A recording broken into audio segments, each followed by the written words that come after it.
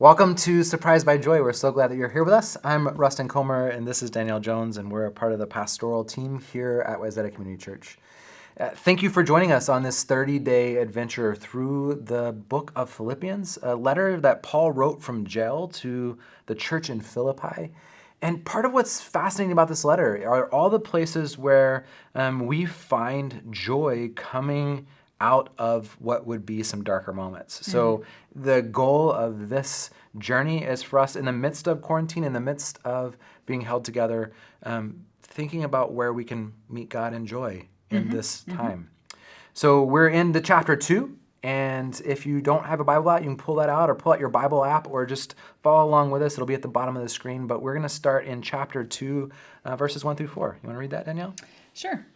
If you've gotten anything at all out of following Christ, if his love has made any difference in your life, if being in a community of the Spirit means anything to you, if you have a heart, if you care, then do me a favor. Agree with each other. Love each other. Be deep-spirited friends. Don't push your way to the front. Don't sweet talk your way to the top. Put yourself aside and help others get ahead. Don't be obsessed with getting your own advantage. Forget yourselves long enough to lend a helping hand. I love this part of this passage. It's so good. It is so good.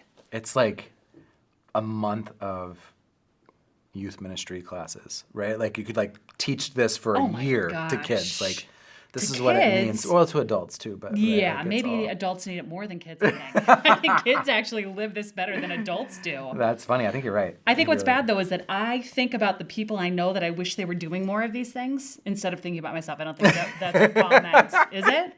That's not, yeah. I think it should be about actually, me. I'm not sure. Paul might have meant like, I want Philippians to do this and I don't care what I do. But right. I think the challenge of Christ is how do we all embody this? Take care of yourself. Right, so I think a really important piece of this 4 verses within this passage, it's really focusing on what does it mean to have communal unity. Yes. Like, what does it mean for us to be unified as a community? So, Danielle, what are some of the things that it means for you to have unity? I think it's hard to find unity in the world these days. I do. And I think for me, what I have realized, probably one of the best places I've learned about unity is in my own little family, in my marriage to Brian and with our daughters. And what I notice is I can contribute to the unity in our family, and I can also pull the unity apart, depending on how much I want my own way, depending on how much I want to control what other people are doing. And so I think that is always a good place for me to start as a little microcosm of unity, and then to let that expand out from further. there.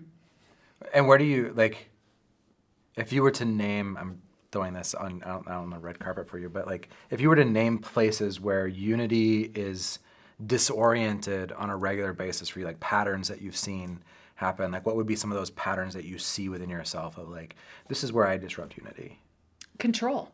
Absolutely in wanting to control things. Yeah. And it can be, and it's usually control that I think will be good for everyone. Like yesterday was a great example. I was like, it's a beautiful day. We need to get out and we need to go on a family hike together. And everybody did that actually, which was really kind of them. I think that was their generous gesture of unity toward me. Yeah. Like, Mom really wants this. Mom's going crazy. Let's go. Yep, exactly. Yeah, but I think it all comes undone around control. So to be unified, I need to stop this sort of gesture and really live more open-handedly and listen to the people around me. I like to think I'm a good listener. I think I am in my professional life. I don't think I'm as good when I'm in relationship with people regularly. That's not good. It's hard. Unity is hard. I think we look at church life or communal life and we're like, man, if we could just get back to the early church, right? It's like only 8 chapters into the book of Acts when the whole thing falls to crap, right? Like it goes really bad really quick where people are trying to like break down the unity. And so this is a normal human response Yeah. that we, as the Niebuhr brothers would say, moral man, immoral society, that when we're in our individuality, we do really good at what we think is the right thing. When we Yes. start putting us together, that's when conflict happens, right? Because relationships are about conflict. Part of why I love conflict, as I said last week, is part of what I love about conflict is that what I find is that on the other side of conflict, relationships are deeper, right? So if I will work through the conflict, if you and I have a conflict and we work through it, we are both better because of it, right? I can think of times that we've had conflict in our office, and you said, man, I didn't like how this happened. Yeah. And I was like, oh, I didn't even know, right? Like, had you not... Isn't that the truth? Had you not, like, said to me that this was bad, I wouldn't even known, and I would have lived in this false reality of what our relationship really was. But you're calling me on the carpet on certain things allowed me then to say,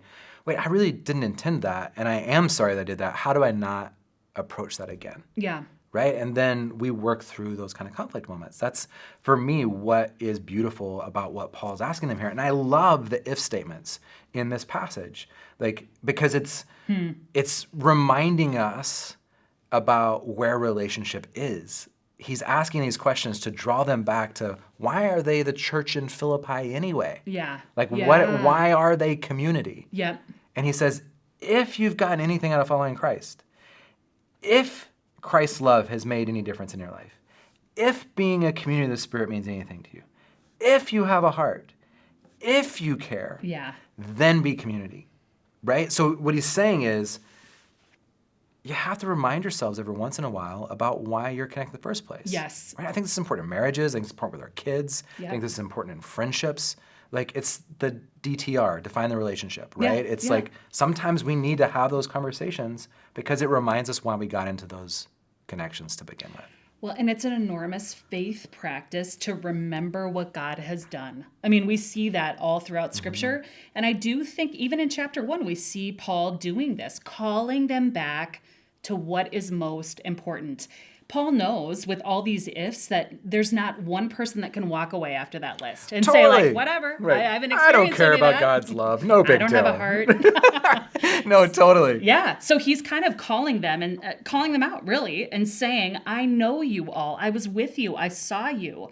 You know what's most real. So live into it. Don't undermine it with your nonsense. Yeah. And I think this, as you're saying this, part of what's triggering for me is in the rest of this chapter, there's a lot of conversation about rejoicing. And like when we get to chapter 12, verse 12 and that sort of stuff.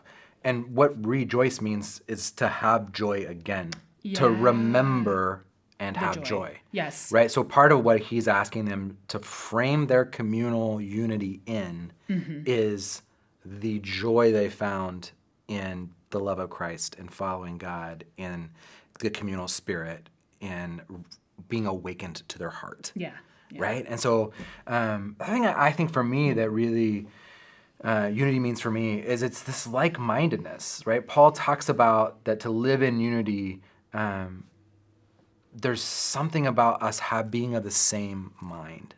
What does that mean to you? What is essential for like-mindedness? Does it mean that we agree politically every time? No, and I love that you use the word essential, because what is essential becomes the real question, right? Like, I didn't join this community because I care about your political persuasion. Right. And nor did the vast percentage of the church that is a part of Wayzata Community Church, right? We didn't come to this place because we were looking for a bunch of like-minded Republicans or like-minded Democrats or like-minded libertarians or whatever. If I didn't say your thing, I'm sorry. Like, we didn't do that. Like, we didn't come here for that. What we came here for was, when we asked people this question, they said the inclusive love and social justice were the two main things that drew people into this place, and then the connection with each other. Yep. Yeah. Right? So this inclusive love of Jesus that we've all been persuaded by, this work of doing the love of Jesus to the world around us, and the love that we feel from each other. This is what our own church says is why they come. And I think for me, that's the same mind. That's where, like, what are we here for? I'm here to love you to love God, to love myself, and to love my neighbor more profoundly. And so for me, if I can wrap unity around that, then I'm all in. Yeah. Yeah. Which means we have to keep other things in right perspective, which I think is the second part of this, isn't it? You know, he's Totally. saying, so agree with each other. If you have the essentials that we're about inspiring the world with the inclusive love of Jesus, that we're about being a community that is called together for the sake of the world, then agree with each other. Don't get wound up about coffee in the sanctuary. Or don't let's name it. Like, don't get wound up about what Trump said in a press conference. Right. And Right? expect your church to respond even? Right. Or, yeah. Because that's not why we're gathered. Yeah. On how you feel about that. Yep. Right? I think culturally our general modus operandi is anytime we see conflict, we pull the pin on the grenade, we throw it into the room, we let it explode, and then we all run away.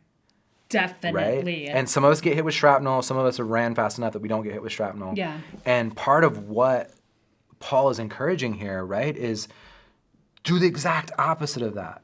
Be deep-spirited friends. Right? You don't throw a grenade at your friend. And if you do, by the time it hits the ground, you've already dove on top of it yourself because you want to protect them, knowing that your own junk is getting in the way of the relationship. Yeah. Right? Like, be deep-spirited friends. Don't push away the front. Don't get ahead. Don't be obsessed with getting your own advantage.